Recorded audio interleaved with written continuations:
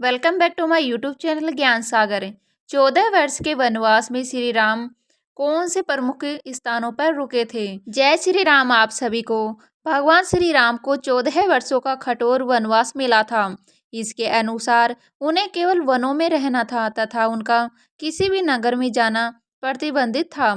श्री राम ने अपने वचन का भली भांति पालन किया। उन्होंने 14 वर्षों तक अपनी पत्नी सीता तथा भाई लक्ष्मण के साथ वनवासियों की भांति जीवन व्यतीत किया। इस दौरान वे भारत के उत्तरी तट से लेकर दक्षिणी तट तक गए। ऐसे में बहुत लोग यह जानना चाहते हैं कि 14 वर्ष के वनवास में राम कहाँ कहाँ रहे। इसीलिए आज के इस लेख में हम आपको भगवान राम वनवास मार्ग बताएंगे। यह अयोध्या के तमसा नदी के घाट से शुरू होकर श्रीलंका के नुवारा एलिया पर्वत संकला तक जाता है। जब भगवान श्री राम को कैकेयी के रचे षड्यंत्र के तहत 14 वर्ष का वनवास मिला तो उन्होंने अपने पिता दशरथ के वचन को अपना धर्म बना लिया था। इस धर्म के तहत उन्हें 14 वर्ष तक किसी भी नगर में पैर तक नहीं रखना था, साथ ही ना ही किसी तरह की राजसी या नगरीय सुख सुविधा का लाभ उठाना था। उन्हें 14 वर्षों तक वनों में रहकर कंदमूल का सेवन करना था और वनवासी की तरह जीवन यापन करना था। ऐसे में श्री राम 14 वर्षों तक वनों में ही रहे, लेकिन वे एक जगह नहीं रुके। उन्होंने उत्तर भारत से लेकर दक्षिण भारत तक की यात्रा की। अंत में वे रावण से युद्ध करने के लिए समुद्र पार कर लंका पहुंच गए। इसलिए आज के इसमें हम आपको केवल 14 वर्ष के वनवास में राम कहाँ कहाँ रहे यही नहीं बताएंगे, बल्कि वे जहाँ जहाँ भी रुके वहाँ उन्होंने क्या कुछ किया और कितने दिनों तक रहे इत्यादि की जानकारी भी देंगे। नंबर 1 के आता है तमसा नदी। सबसे पहले अयोध्या से विदा लेने के पश्चात भगवान राम रथ में बैठकर आर्य सुमंत के साथ तमसा नदी के तट पहुँचे। वहां तक अयोध्या की प्रजा भी उनके साथ आई। प्रजा उन्हें अकेले जाने देने को तैयार नहीं थी तथा उनके साथ चलने की जिद लिए बैठी थी। इसीलिए उस रात श्री राम ने अपना डेरा तमसा नदी के तट पर ही डाला था। वे सूर्योदय से पहले अयोध्या की प्रजा को बिना जगाए सीता लक्ष्मण तथा सुमंत के साथ कौशल देश की नगरी से बाहर निकल गए। नंबर 2 पे आता है श्रृंगवेरपुर नगरी। इसके पश्चात वे अपने मित्र निषाद राज गुह की नगरी श्रृंगवेरपुर के पास के वनों में पहुंचे तथा वहीं एक दिन के लिए विश्राम किया।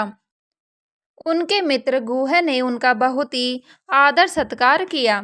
अगले दिन उन्होंने सुमंत को रथ लेकर अयोध्या लौट जाने का आदेश दिया तथा वहां से आगे पैदल ही यात्रा करने का निर्णय लिया।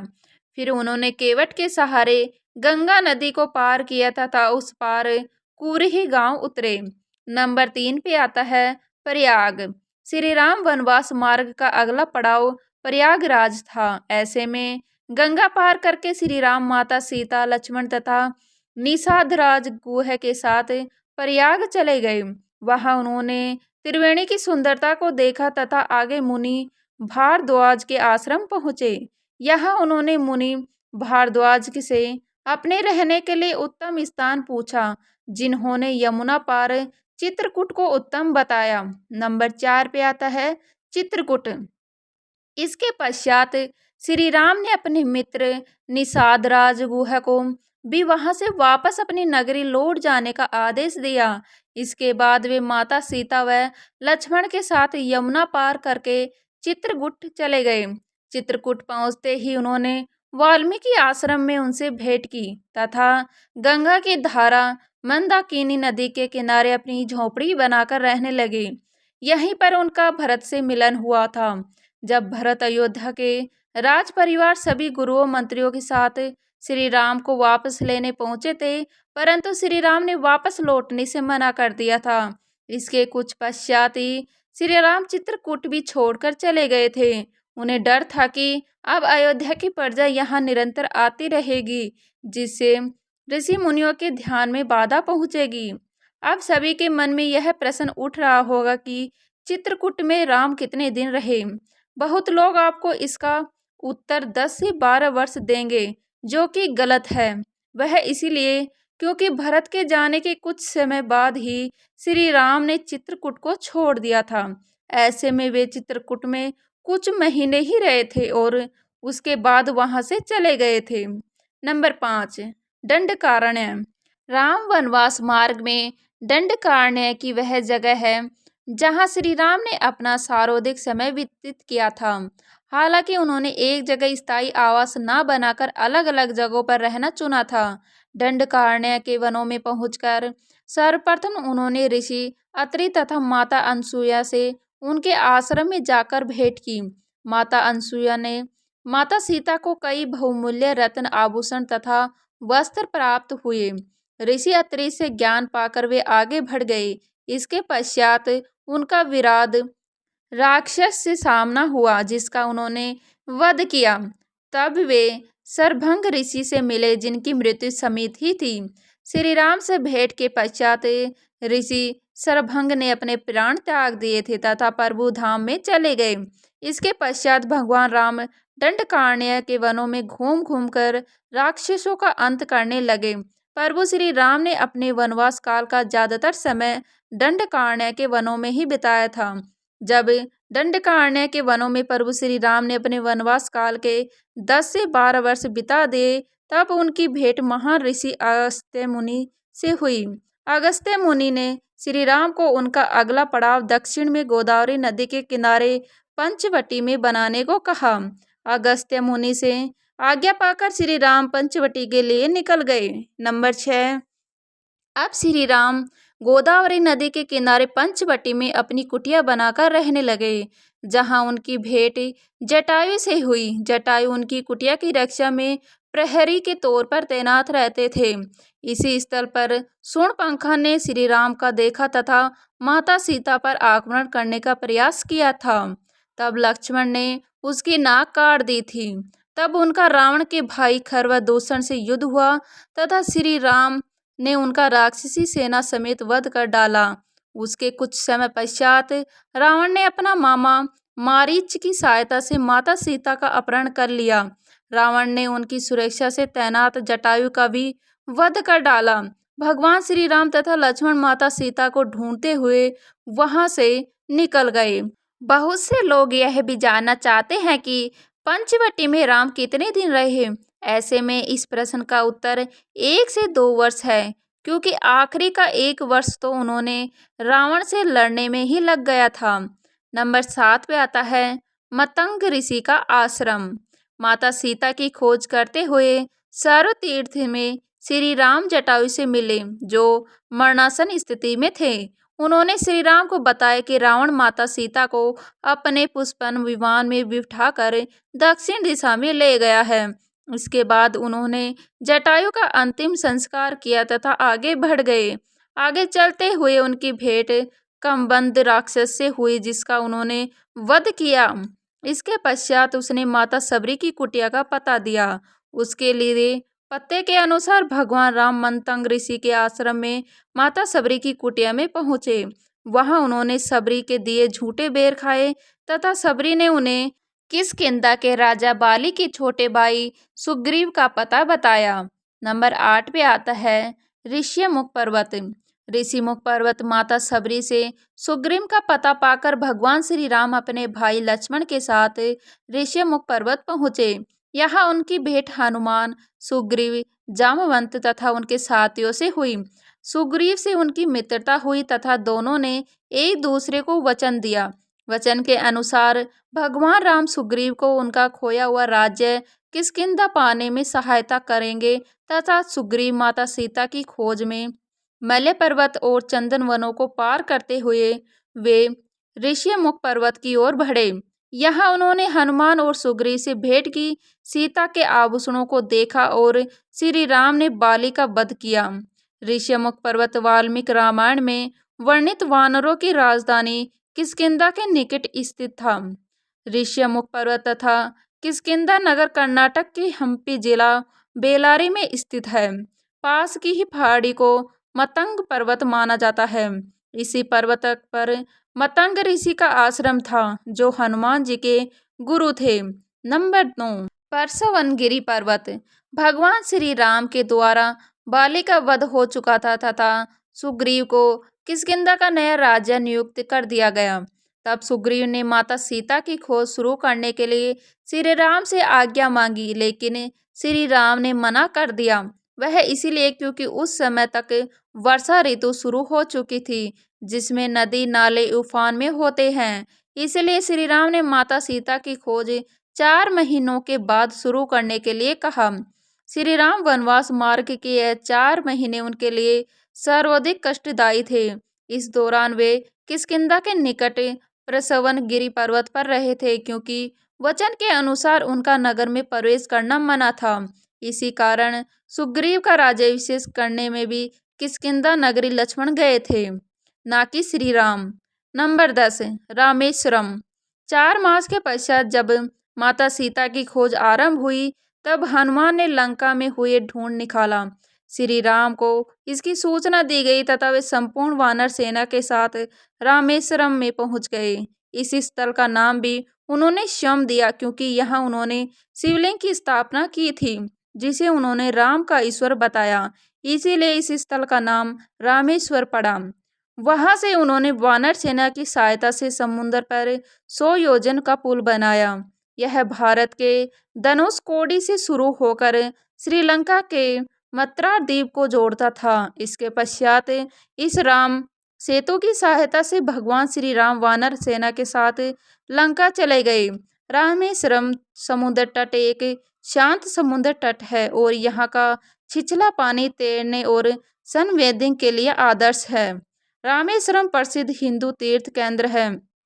महाकाव्य रामायण के अनुसार भगवान श्री राम ने लंका पर चढ़ाई करने के पहले यहाँ भगवान शिव की पूजा की थी। रामेश्वरम का शिवलिंग श्री राम द्वारा स्थापित शिवलिंग है। नंबर 11, नुआरा एलिया पर्वत श्रृंखला। रावण का महल लंका के बीच में स्थित था तथा ये गुफाएं वहां से लगभग 90 किलोमीटर दूर थी। लंका पहुंचकर श्री राम ने अपना डेरा यहीं डाला था तथा रावण के साथ भीषण युद्ध किया था। अंत में उन्होंने रावण के सभी भाई बंधुओं, योद्धाओं, सेनापतियों समेत उसका विनाश कर दिया था तथा माता सीता को उसके चंगुल से मुक्त करवा दिया था। इस तरह से श्री राम वनवास मार्ग यहीं तक था। इसके बाद श्री राम ने विधि अनुसार लंका का नया राजा रावण के छोटे भाई विभीषण को नियुक्त किया। उसके बाद वे पुष्पक विमान में बैठकर अयोध्या के लिए निकल पड़े। बीच में वे भारद्वाज मुनि के आश्रम तथा अपने मित्र निषाद राज से मिलने के लिए रुके। इस तरह से आज के इस लेख के माध्यम से आपने 14 वर्ष की वनवास में राम कहाँ कहाँ रहे, इसके बारे में संपूर्ण जानकारी ली। भारत सरकार के द्वारा राम वनवास मार्ग को तैयार किया जा रहा है और इसके लिए विभिन्न राज्य सरकारों का सहयोग भी लिया जा रहा है। कुछ समय बाद भक्तगण भगवान श्री राम के इसी वनवास मार्ग की सुगम और आनंदमय यात्रा कर सकेंगे। सबरी का आश्रम। तुंगभद्रा और कावेरी नदी के पार करते हुए राम और लक्ष्मण चले सीता की खोज में। जटायु और कंबंध से मिलने के पश्चात वे ऋष्यमुख पर्वत पहुंचे। रास्ते में वे पंपा नदी के पास सबरी आश्रम भी गए, जो आजकल केरल में स्थित है। सबरी जाति से भीलनी थी और उनका नाम श्रमणा पंपा तुंगभद्रा नदी का पुराना नाम है। इसी नदी के किनारे पर हम्पी बसा हुआ है। पौराणिक ग्रंथ रामायण में हम्पी का उल्लेख वानर राज्य किष्किंधा की राजधानी के तौर पर किया गया है।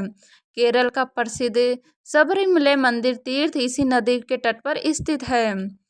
कोडिकरिही। हनुमान और सुग्रीव से मिलने के बाद श्री राम ने वानर सेना का गठन किया और लंका की ओर चल पड़े। तमिलनाडु की एक लंबी तटरेखा है जो लगभग 1000 किमी तक विस्तारित है। कोडिकरी समुद्र तट वेलाकनी की दक्षिण में स्थित है, जो पूर्व में बंगाल की खाड़ी और दक्षिण में पाल्क स्ट्रेट से घिरा हुआ है। यहाँ श्री राम की सेना ने पड़ाव डाला था और श्री राम ने अपनी सेना को कोडिकरी में एकत्रित किया था और विचार विमर्श किया था। लेकिन राम की सेना ने उस स्थान के सर्वेक्षण के बाद जाना कि यहाँ से समुद्र को पार नहीं किया जा सकता और यह स्थान पुल बनाने के लिए उचित भी नहीं है। तब श्री राम की सेना ने रामेश्वरम की ओर कूच किया। धनुषकोडी। वाल्मीकि के अनुसार 3 दिन की खोजबीन के बाद श्री राम ने रामेश्वरम के आगे समुद्र में वह स्थान ढूंढ निकाला जहां से आसानी से श्रीलंका पहुंचा जा सकता हो। उन्होंने नल और नील की मदद से उक्त स्थान से लंका तक का पुनर्निर्माण किया और फैसला लिया। धनुषकोडी भारत के तमिलनाडु राज्य के पूर्वी तट पर रामेश्वरम द्वीप के दक्षिणी किनारे पर स्थित एक गांव है। धनुषकोडी परवन के दक्षिण पूर्व में स्थित है। धनुषकोडी श्रीलंका में तलैमत्रार में करीब 18 मील पश्चिम में है। इसका नाम धनुषकोडी इसीलिए है कि यहाँ से श्रीलंका तक वानर सेना के माध्यम से नल और नील ने जो पुल बनाया था उसका आकार मार्ग धनुष के समान ही है। इन पूरे इलाकों को मत्रार समुद्री क्षेत्र के अंतर्गत माना जाता है। धनुषकोडी की भारत और श्रीलंका के बीच एकमात्र स्थलीय सीमा है जहां समुद्र नदी की गहराई जितना है जिसमें कहीं कहीं भूमि नजर आती है। तुंगभद्रा सर्वतीर्थ और पर्णशाला के बाद श्री राम लक्ष्मण सीता की खोज में तुंगभद्रा तथा कावेरी नदियों के क्षेत्र में पहुंचे। तुंगभद्रा एक कावेरी नदी क्षेत्रों के अनेक स्थलों पर वे सीता की खोज में गए। सर्वतीर्थ नासिक क्षेत्र में सूर्पणखा मारीची और खरवदूषण के वध के बाद ही रावण ने सीता का हरण किया और जटायु का भी वध किया था, जिसकी स्मृति नासिक से 56 किमी दूर ताकेड़ गांव में सर्वतीर्थ नामक स्थान पर आज भी संरक्षित है। जटायु की मृत्यु सर्वतीर्थ नाम के स्थान पर हुई जो नासिक जिले के इगतपुरी तहसील के ताकेड़ गांव में मौजूद है। इस स्थान को सर्वतीर्थ इसलिए कहा गया है क्योंकि यहीं पर मरणासन जटायु ने सीता माता के बारे में बताया। राम जी ने यहाँ जटायु का अंतिम संस्कार करके पिता और जटायु का श्राद्ध अर्पण किया था। इसी तीर्थ पर लक्ष्मण रेखा थी। पर्णशाला पर्णशाला आंध्र प्रदेश में खम्बाम जिले के भद्राचल में स्थित है। रामालय से लगभग 1 घंटे की दूरी पर स्थित पर्णशाला को पनशाला या पनशाला भी कहते हैं।